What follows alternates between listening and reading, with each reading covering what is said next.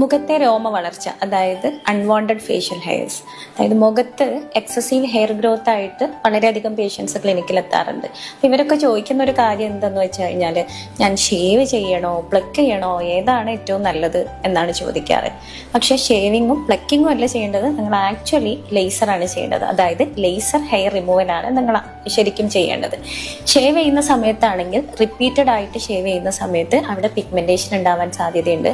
അതുപോലെ നിങ്ങൾ പ്ലക്ക് ചെയ്യുന്നവരാണെങ്കിൽ ഓരോരോ രോമക്കുത്തിലും ചെറിയ പിഗ്മെന്റേഷൻ ഡോട്ടായിട്ട് പിഗ്മെന്റേഷൻ വരാൻ സാധ്യതയുണ്ട്. അപ്പോൾ ഇതൊക്കെ ഒഴിവാക്കി ലേസർ ഹെയർ റിമൂവലാണ് നമ്മൾ ഓപ്റ്റ് ചെയ്യേണ്ടത്.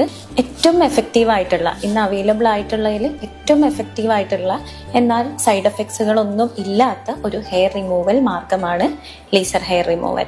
ഇതിൻ്റെയൊക്കെ കൂടെ തന്നെ ശ്രദ്ധിക്കേണ്ട കാര്യം, നിങ്ങൾക്ക് എന്തുകൊണ്ടാണ് ഹെയർ ഗ്രോത്ത് വന്നത് എന്നുള്ള കാര്യം കൂടെ ടെസ്റ്റ് ചെയ്യണം. ചില ആളുകൾക്കാണെങ്കിൽ PCOD ഉണ്ടായിരിക്കാം.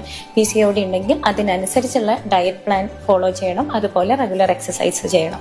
ചില ആളുകൾക്ക് പാരമ്പര്യമായിട്ടായിരിക്കും ഉണ്ടാവുന്നത്. അങ്ങനെയുള്ള ആളുകൾ യൂഷ്വലി ലേസർ മാത്രം തന്നെ കറക്റ്റായിട്ട് ഫോളോ ചെയ്താൽ മതി.